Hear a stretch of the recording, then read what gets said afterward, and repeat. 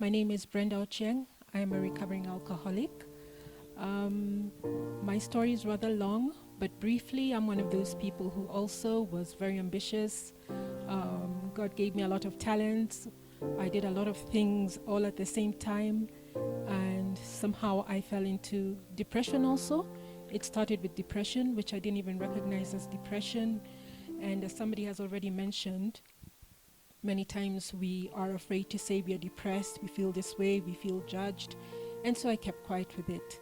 But slowly, I started self-medicating by using alcohol, hiding, of course, because if you're an alcoholic, that's stigma. If you're female alcoholic, that's double stigma. So I was mostly a closet drinker, drinking in the house, buying alcohol, drinking in the house, and drinking alone. And I very, very quickly spiraled into alcoholism. Didn't know where to go, didn't know what to do about it, until I heard somebody making a lot of noise, just as we are being told today, about their own journey. And their journey was my journey. That's what I found, that their story was my story. And so that is how I started to get help. I also went to rehabilitation center. I managed to find a rehabilitation center. It was long. It was a long journey of searching for that place and searching for the money, being bankrupt and somebody saving me out of that, and going to rehabilitation center, coming out not knowing what to do. I knew I had stopped drinking, but I didn't know how to live sober.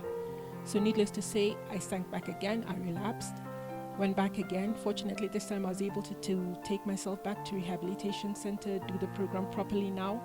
I mean, I did it properly before, but maybe there's some things I never did well, especially step 4, when it really comes to the nitty-gritty of why am I drinking?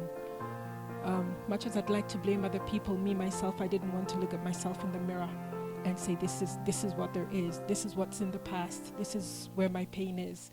So the second time round, I was able to do that.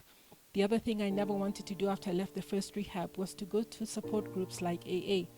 Because to be in a rehab, we are all the same fine. To go out there where people are going to see me walk into a different church or a different place where I don't normally go, I'm just afraid they're going to know I'm going there for AA. I was afraid of the stigma. So the second time round, I realized I have to be humble, I have to walk my journey and not bother about what other people are saying. And I started to go to AA meetings. And this way, slowly, I was able to sustain recovery. I didn't even realize it when I reached 1 year. So later on, I was 41 by the time I left rehab. And you just wonder, where do I start? Because I don't have anything. I'm not anybody. I was in the entertainment industry. I lied to myself that I was somebody. But what happens is you can be somebody today and tomorrow nobody even remembers you. When you say, yeah, I was a voiceover artist, I was like, really? Who are you again? And you realize, no, it was like an illusion. And I didn't know where to start. And I was told, you don't need that much. That's what my counselor told me. Just start one day at a time, humble, and build it from there. So that's what I started to do. I couldn't go back. I tried to go back to the work I was doing before. I just drank. So I realized I couldn't do that for a while. And I just started to help other addicts as a volunteer.